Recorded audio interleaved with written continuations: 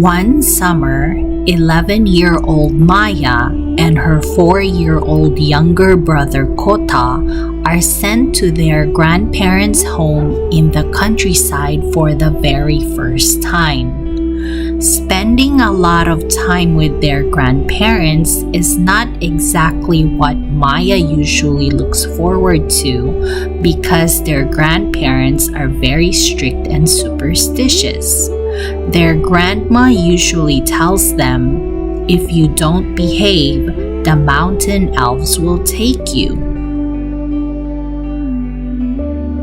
One evening, Maya sneaks herself and Kota out to check out a fireworks festival in the next village over. Maya and Kota hop on the local bus and spend an entire evening sharing fun and laughters with other kids at the festival. When it's time to go home, Maya and Kota miss the last bus.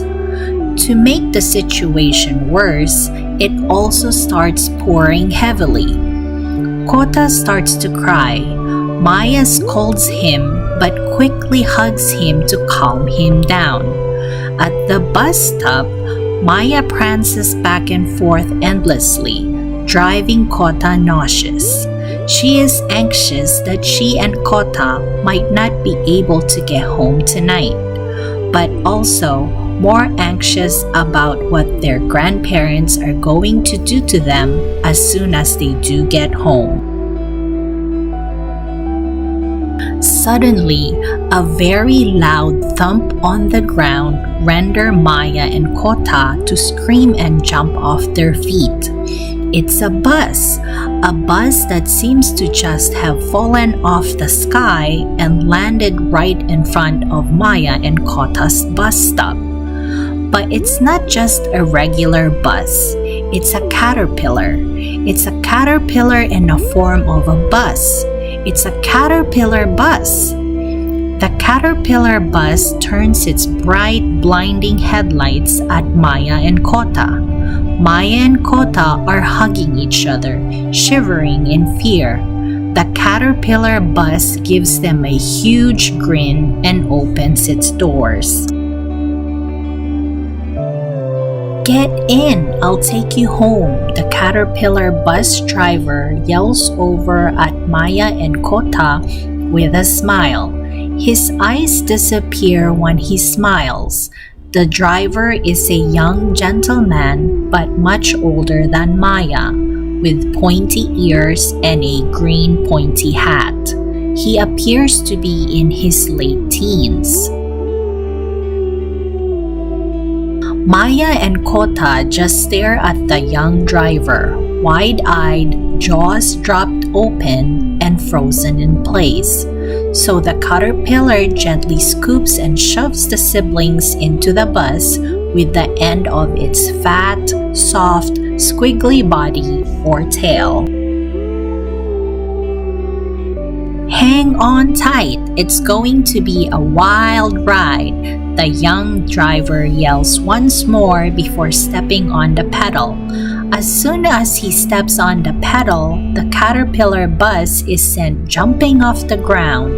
Maya and Kota are sent screaming. The caterpillar bus lands on top of the circuit telephone lines that run through the villages. It crawls its way over the lines much faster than the regular speed of a caterpillar. Maya and Kota find themselves calming down a little and enjoying the ride. The rain has also already stopped, until suddenly the circuit lines can be seen cut short up ahead, and the caterpillar bus is not slowing down. In fact, it starts running. "Gah! What are you doing? We're going to fall!" Maya screams at the young driver as she hugs Kota tight and shuts her eyes. "Hang on tight!" The young driver screams back and follows with a "Yee-haw!" Gradually, stillness can be felt inside the bus. The young driver looks behind him towards Maya and Kota and says with a smile, "You can open your eyes now." "Are we dead?" Maya asks, eyes still shut. The young driver laughs. "Oh, don't be silly." Maya slowly opens her eyes. So does Kota. The caterpillar bus is up in the air, flying, cruising. Maya and Kota quickly look out the windows. Acres and acres of farmlands down below and dim-lit houses sparkle throughout the panorama. "Wow!" Maya and Kota gasp in awe. The young driver grins at the siblings, seemingly very pleased with himself. "Can you see your house?" "Right there!" Kota exclaims and points a little further up ahead.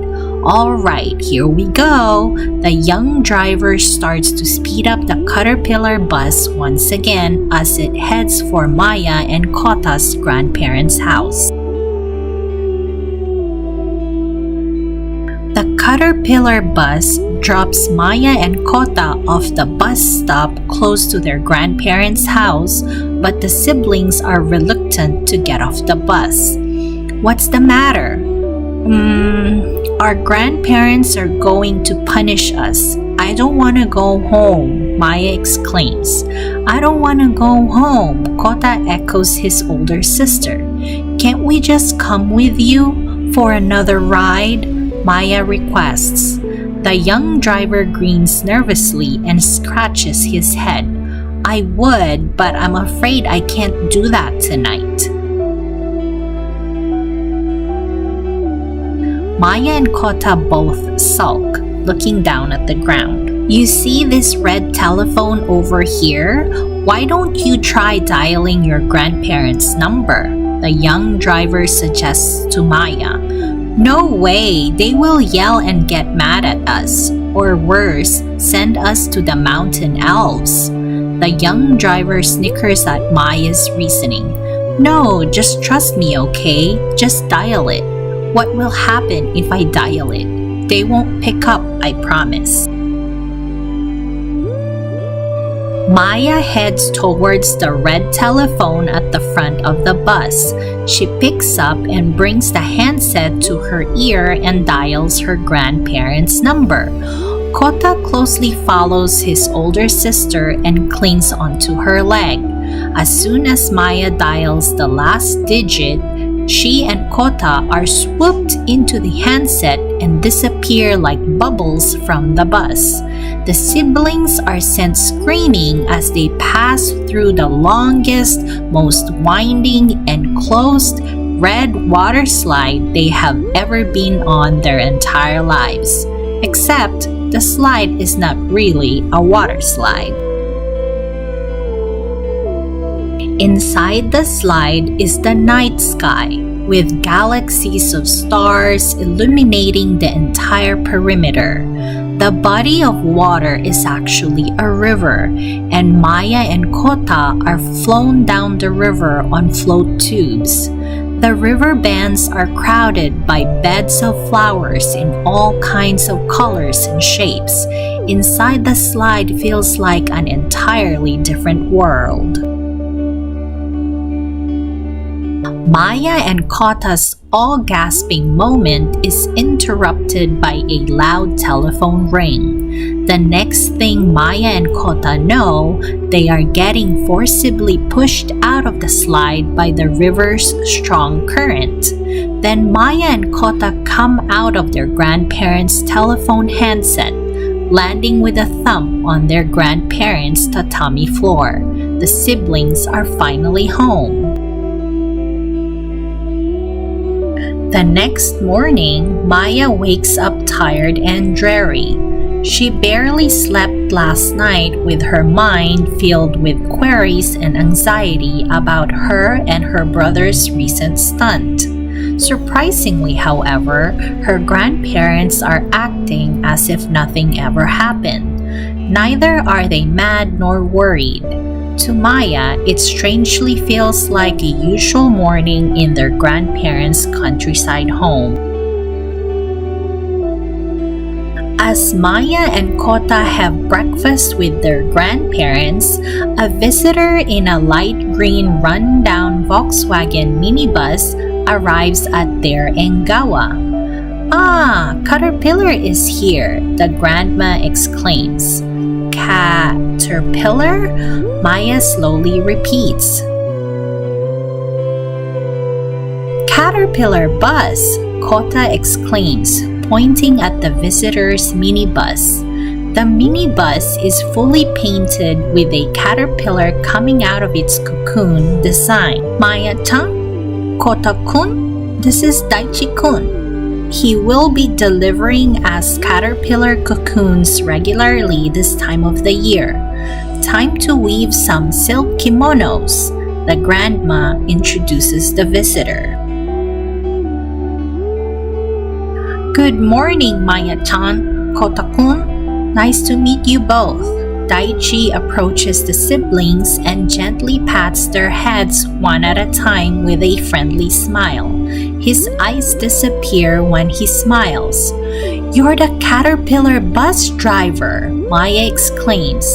"I sure am," Daichi answers with a wink and points at his caterpillar-designed minibus outside.